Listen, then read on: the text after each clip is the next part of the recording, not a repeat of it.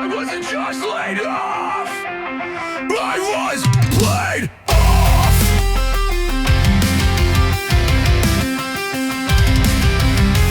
Not just me, my whole team.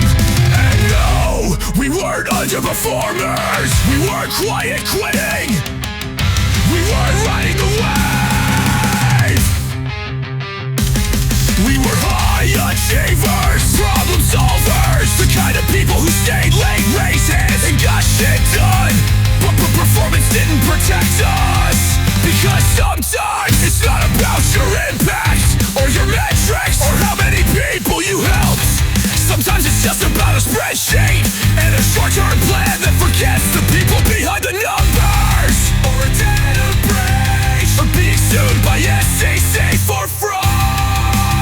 We got play over back for mutual. Cue the exit, wrap it up, make it quick. Except this wasn't a show, it was our livelihoods, our careers, our identities, for some of us. And yet, here's what I refuse to forget. Our value wasn't erased just because our roles were.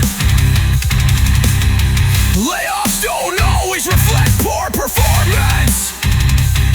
Sometimes I bleed reflect poor leadership, or panic, or politics. If you've been laid off recently, please hear this. It's not a reflection of your worth. You would process it, then get back up, because you're still that talented, brilliant, necessary person.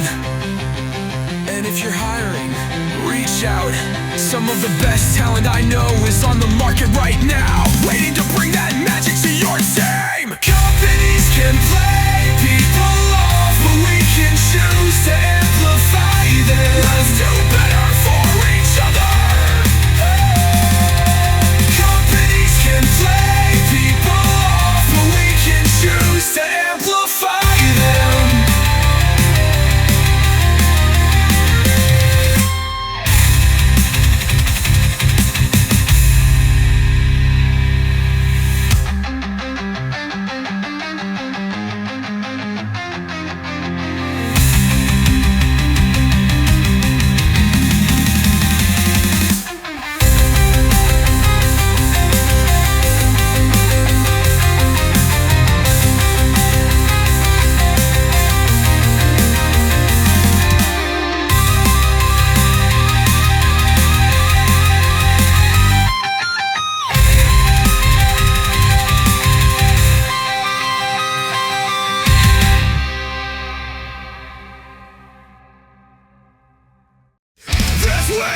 I interviewed for a permanent position with a company and got the second best result.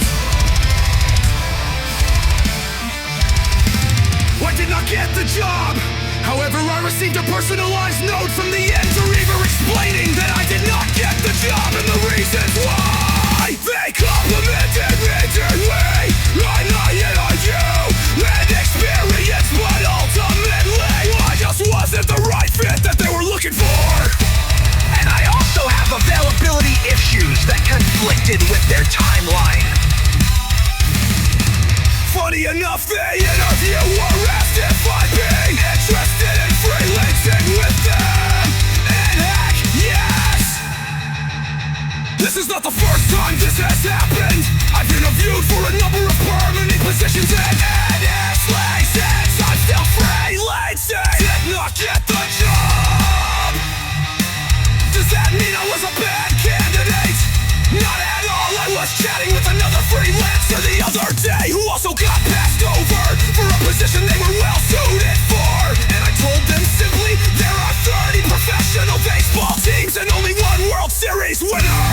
Rejection doesn't mean you were a bad candidate. It just means there was someone better, more experienced, or frankly, luckier than you were. That's not a bad thing, but it can be frustrating. Ask a Cubs fan. Me? So how do we move on from this? In my case, and I recognize I'm luckier than me, I just keep on doing what I'm doing. The market is absolutely flooded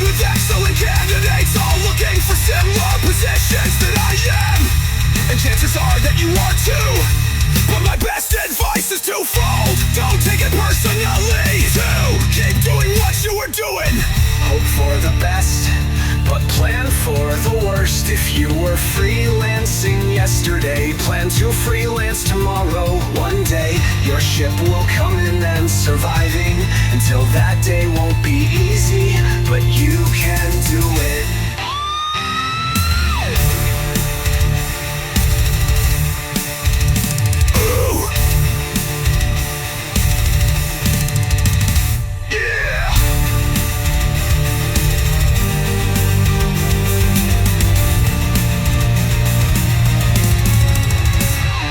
Do it.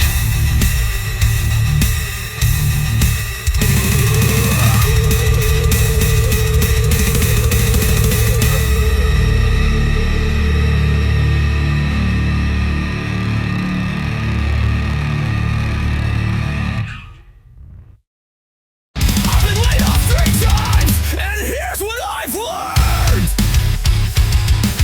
You either let it break you, or you turn it into an opportunity. But hey, we're a bit so dumb, it crushed me, I took it personally. Worst man, you're dumb.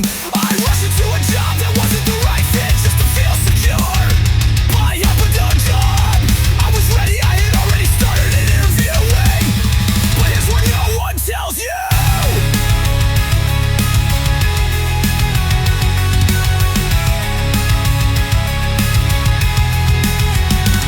But here's what one tells you. Bitch, work, walking, layoffs feel like an ending, but they often the start of something better. Go, I'm a fluid intending. The best opportunities come from connections. Ask for referrals, post about your search and put yourself out there. No firm, don't just support out ways. Sci-fi projects and content can open doors you didn't even know existed. A layoff is a moment, not a measure of your worth. You will land on your feet. You will land on your feet.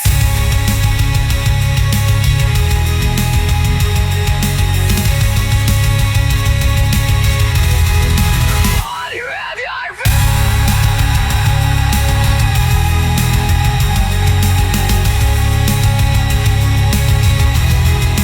Benjamin Forworth. You will land on your feet.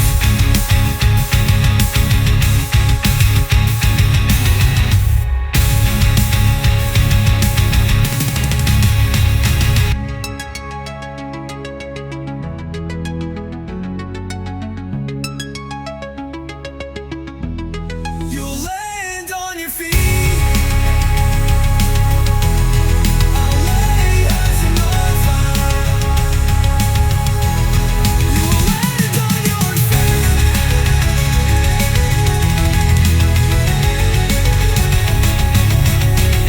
You will land on your feet.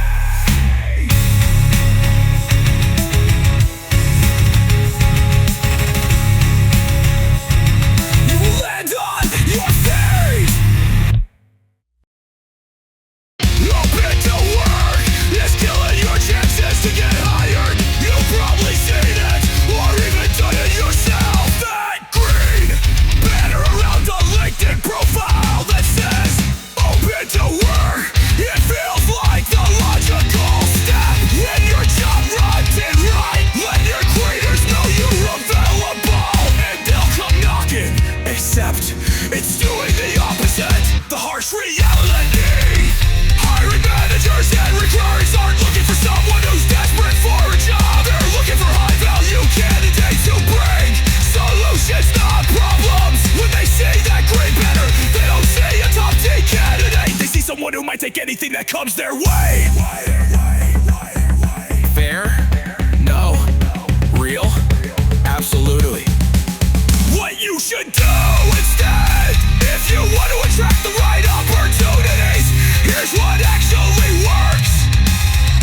Optimize your LinkedIn profile. Make sure your headline and summary tell a compelling story of what you bring to the table. Instead of UX designer, I've been to work with UX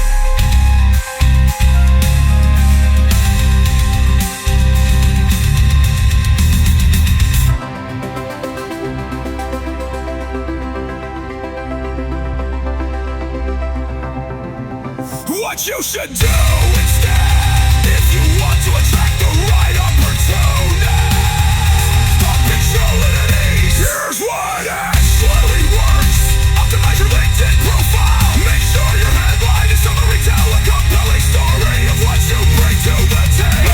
Makes it sound if you're trying to bring to the feelings this if you go too big to the world. Being an appreciator, open to work, use UX designer.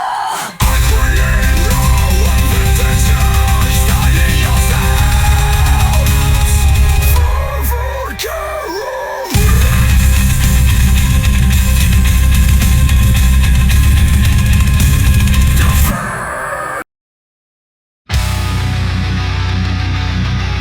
Do you have a story? If you don't take risks in life and business, your answer is no.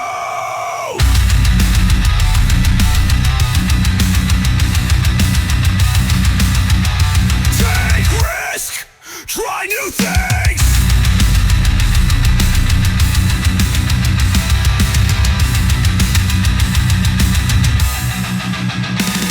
The lessons you learn along the way turn into stories you can tell to help others grow.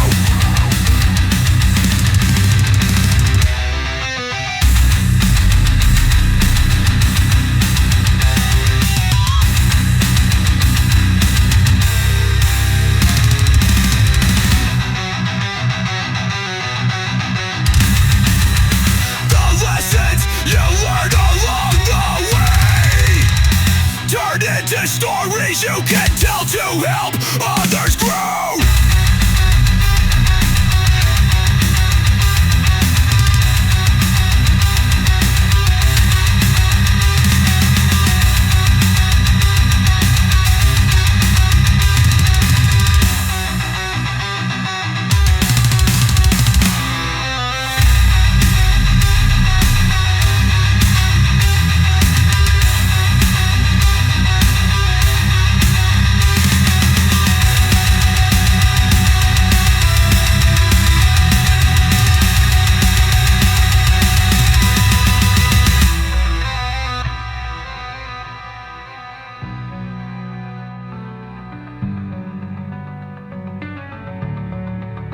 Do you have a story?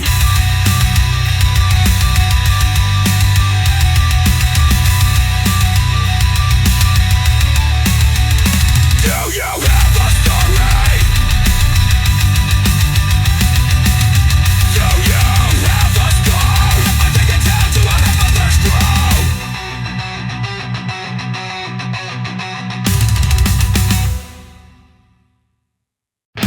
Just within the last 24 hours, I've seen these 2 bits of advice for job seekers.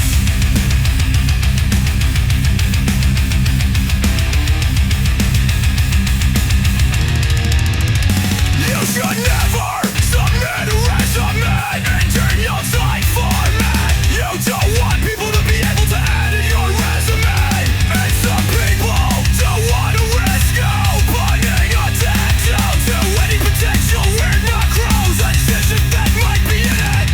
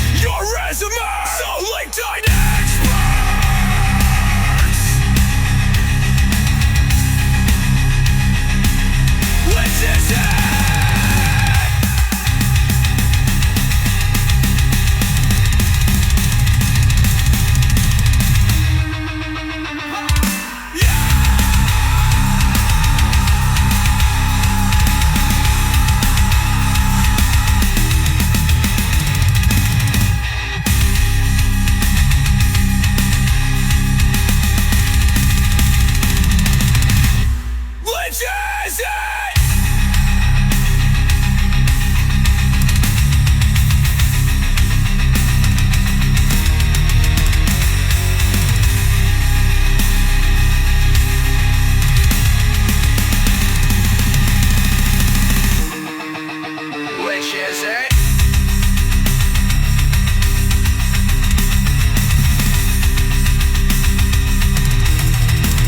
Which is it?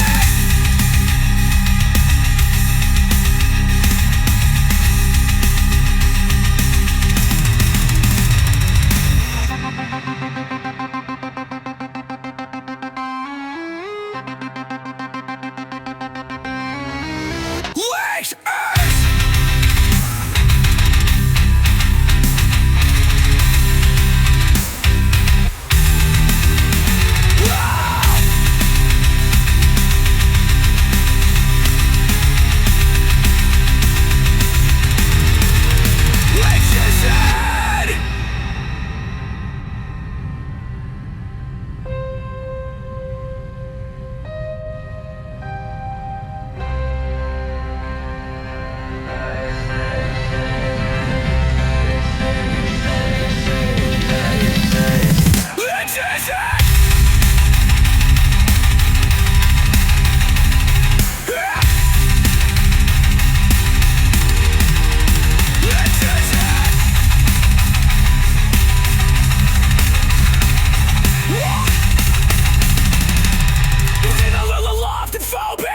Some advice for job seekers.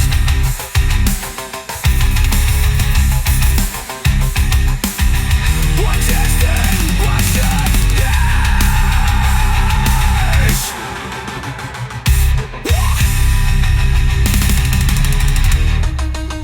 You should never step in with a weapon till I don't go on, baby, to be able to anyway with that. We need someone who can wear multiple hats. A classic job description line. Translation: we want one person to do the work of five for the salary of one. Of one!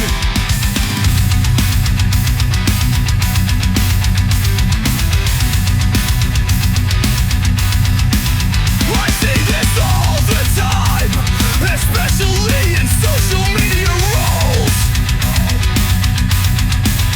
You'll handle content creation, strategy, paid ads, community management, graphic design, video editing, websites, SEO, and email marketing.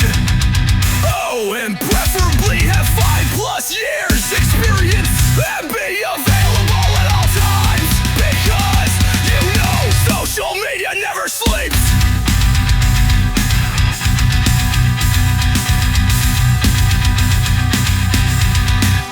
It's wild how businesses undervalue social media while expecting it to generate them leads, build brand awareness, and basically keep their business alive. If you're a business hiring for a social media role, please hire for what you actually need, not for what you wish one person could do.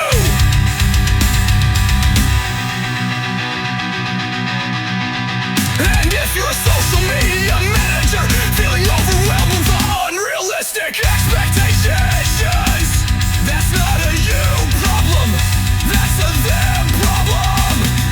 Charge accordingly, set boundaries. And remember, just because you can dead then everything doesn't mean you should.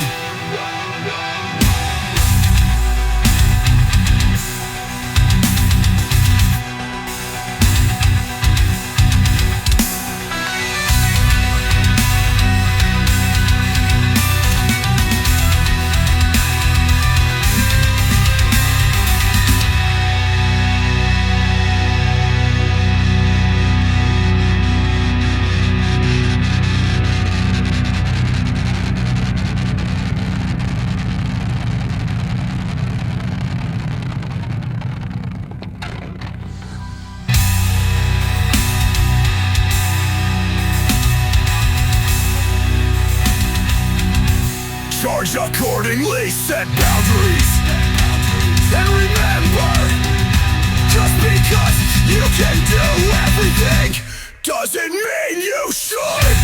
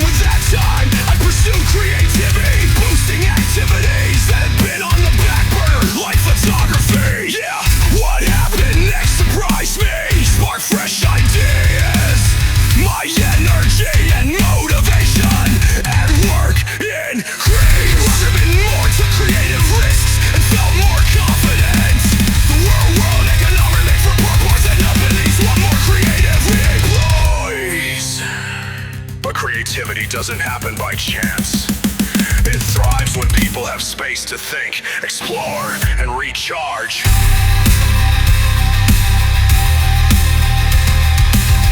So, is remote work a secret to unlock creativity? I'm a believer.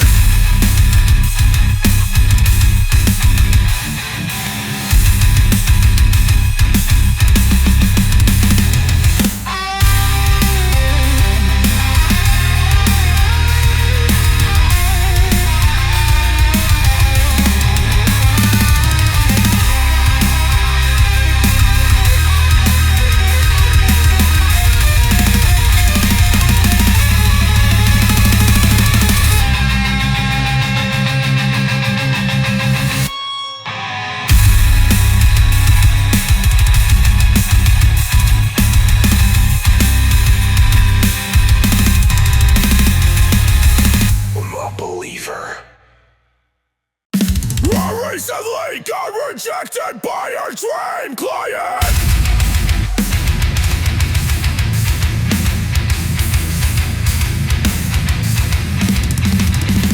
Major player in the crypto space, 13K offer, needed VSLs and ads, exactly the type of work I love doing. I was confident after beating out 50 other copywriters for a paid trial. I researched deeply, wrote multiple versions, delivered 3 different hooks and approaches. Their response: the angles are unique enough. They thanked me and said if I'd wanna give it another shot. I agreed and dug even deeper, refined my approach, delivered what I thought was exceptional work. They hear the rain weak enough. They're fetching me and said ever ain't another shot.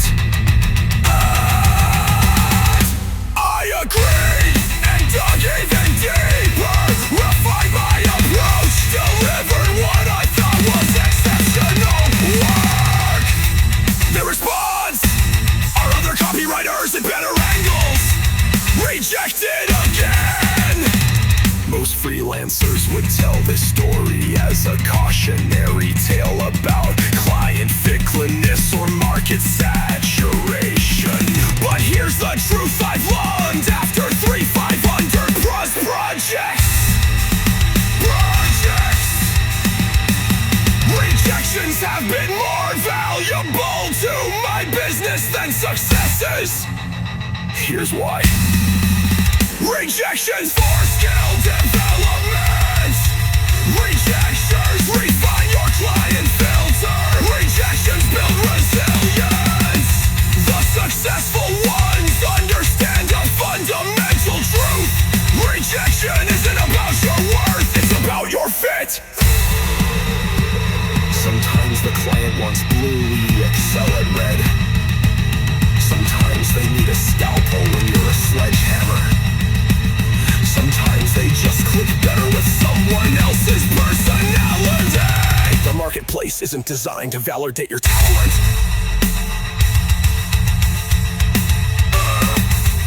It's designed to find optimal matches. What I've noticed is that most freelancers take rejection as a signal to change their entire approach, when often they were just one client away from a perfect fit. What rejection taught you something valuable that success couldn't?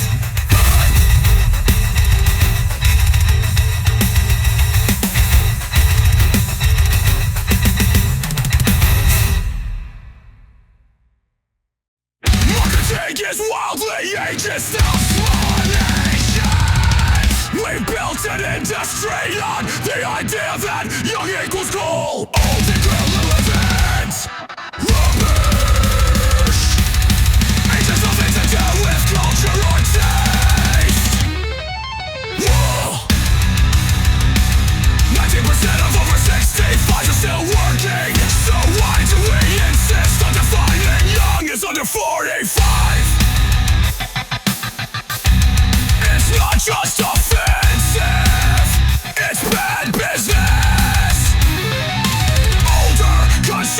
Others have more disposable income than any other group, yet we ignore them.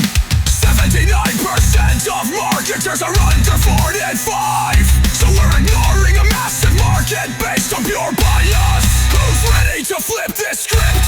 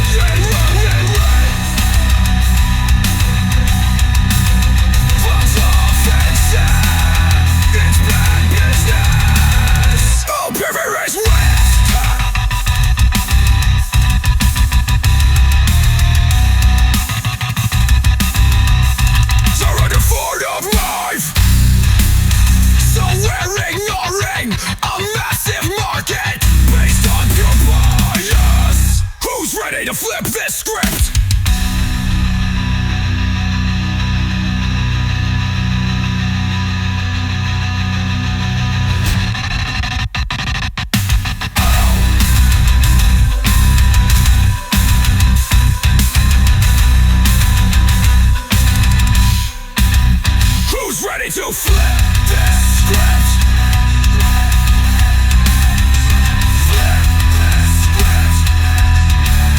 Who's ready to flip this script? To flip this script.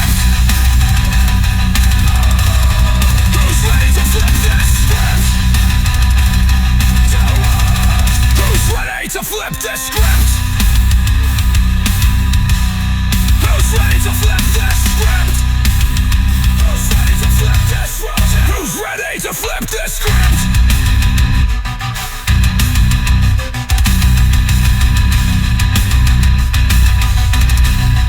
Who's ready to flip this script? Who's ready to flip the script? Yo, yo, yo! Who's ready to flip this script?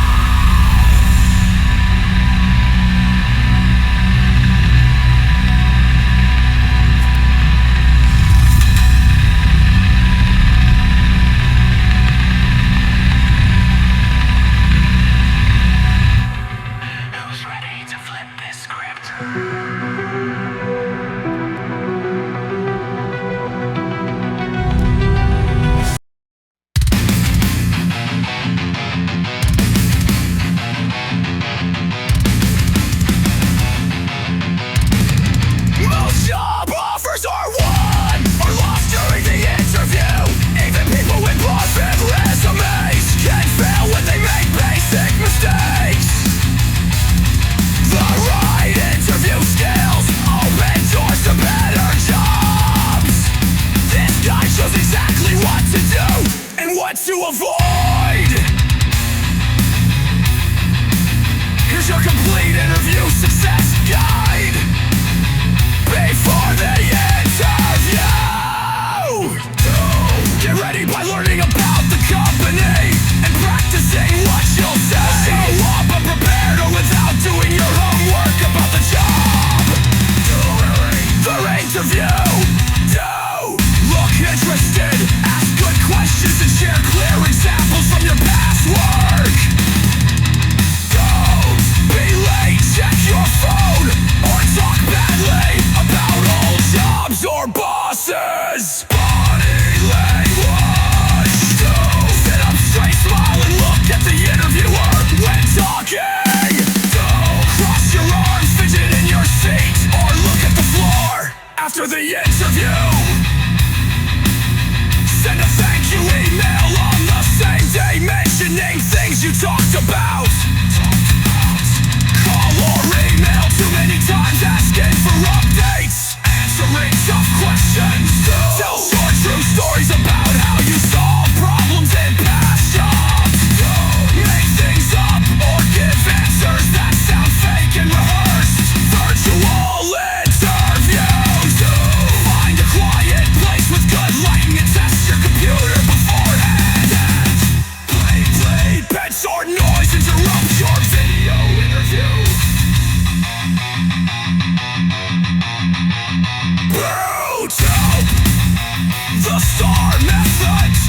the best way to answer behavioral questions. Write out and practice at least 5-star stories before your interview. Preparation builds confidence. Confidence wins interviews.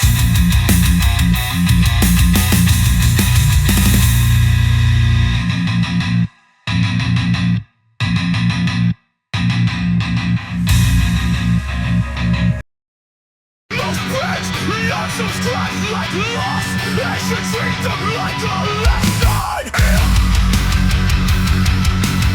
Here's how to make your unsubscribe data eventually install. You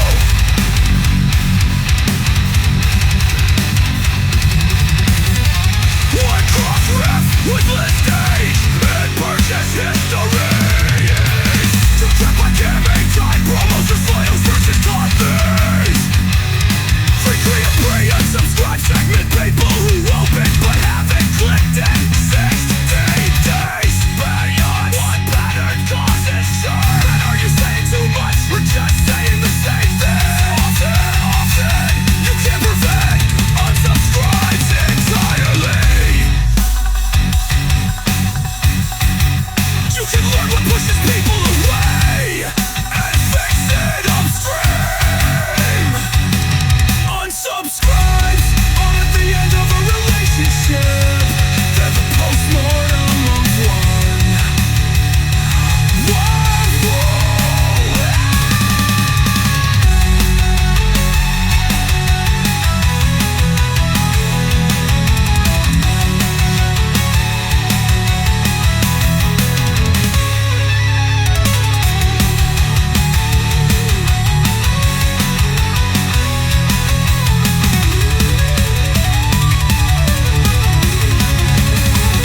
the postmortem of one.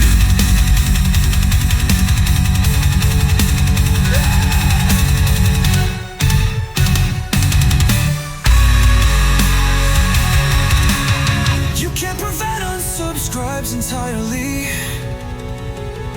but you can learn what pushes people away and fix it upstream. Unsubscribe at the end of a relationship. They're the postmortem of one. Subsiding to the subsiding to upset. Unsubscribe at the end of a relationship. They're the postmortem of one.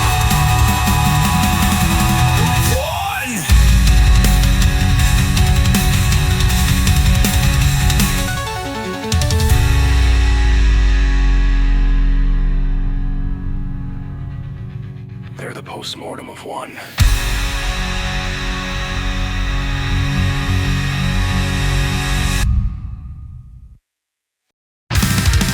No salary increase.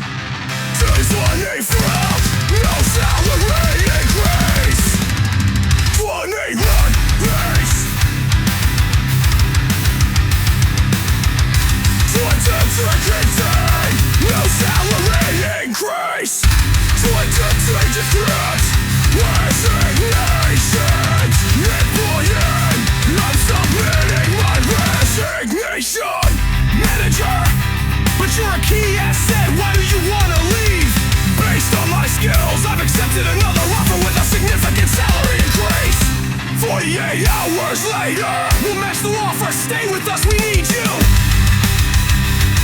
Sorry, it's too late. I joined a company that valued me before I had to leave. In 2020, I'm fading with new employees. Announce their resignations.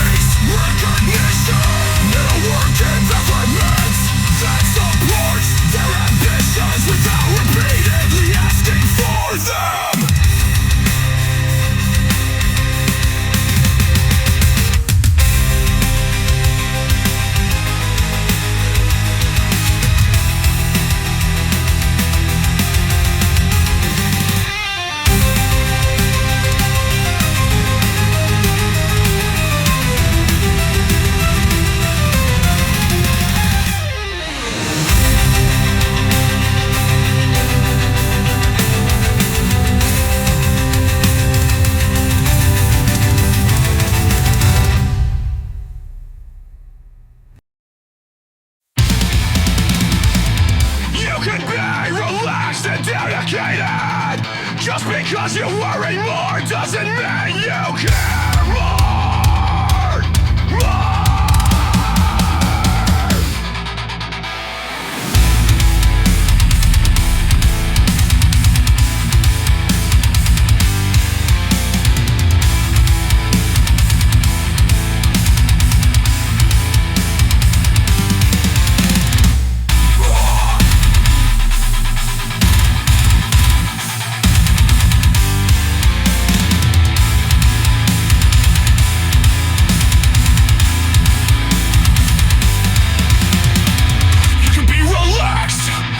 Dedicated. Just because you worry more doesn't mean you care more.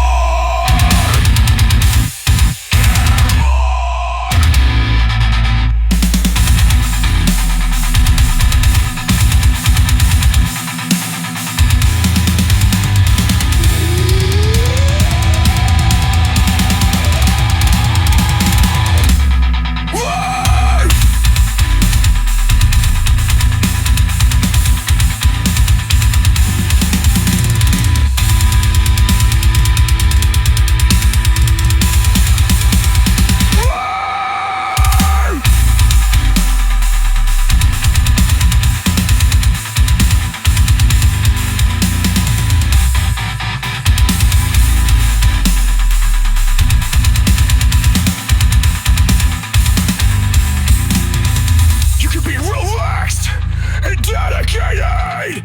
Just because you worry more doesn't mean you care more.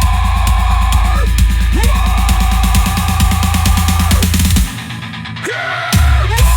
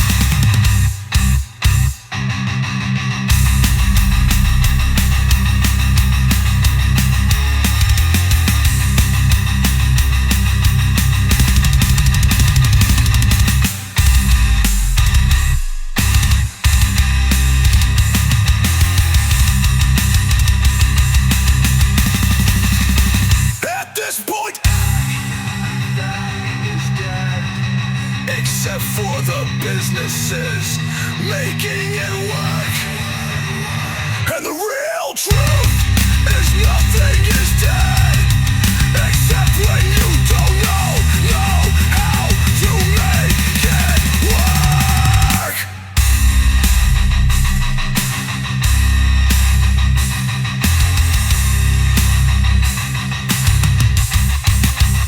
Earth is rigged, except when you don't know how to make it work.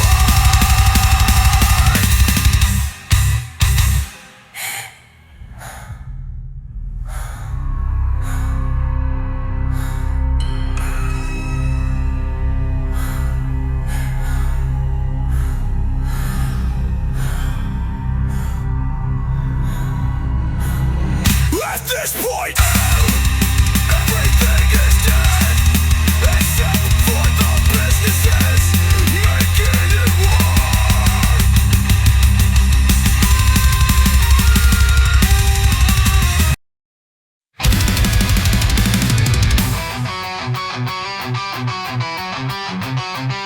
Like many of you, I've been thinking a lot about artificial intelligence lately. My concerns are whether artificial intelligence will replace graphic designers, my profession, but rather it will replace me, since I can only control how artificial intelligence affects me personally. That's where I'm focusing my energy. This shift in thinking has inspired how I approach my work and reminded me of a story about art made of art in technology.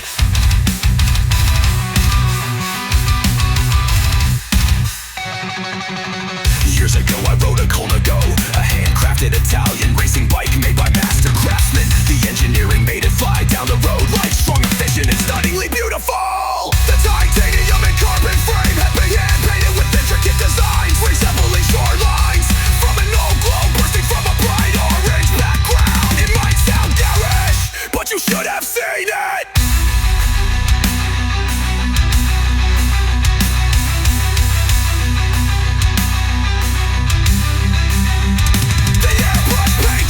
Was magnificent. Having learned airbrushing in high school, I looked at it in awe. But two things made it truly special. First, I accidentally dropped a hex wrench that chipped the paint, revealing dozens of layers beneath the time, talent, and care to paint. The frame was staggering. Second, examining one of the painted letters, I noticed a tiny nick in the frisket, the masking film used in airbrushing. This imperfection sent me to the moon. Proof a human had created this wonderful piece of art. While modern day subliminal printing can replicate the airbrush look, the small error confirmed it was handmade. These imperfections remind me of wabi-sabi, the Japanese concept of finding beauty in imperfection and impermanence. Wabi-sabi stands in stark contrast to the perfection artificial intelligence strives for.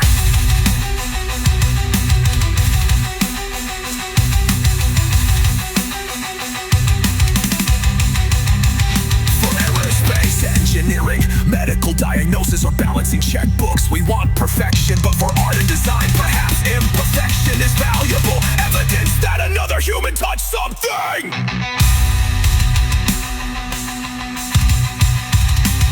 As artificial intelligence becomes more prevalent in creative fields, producing work with extraordinary speed and precision, will we in the Western world come to embrace hobby as the Japanese do?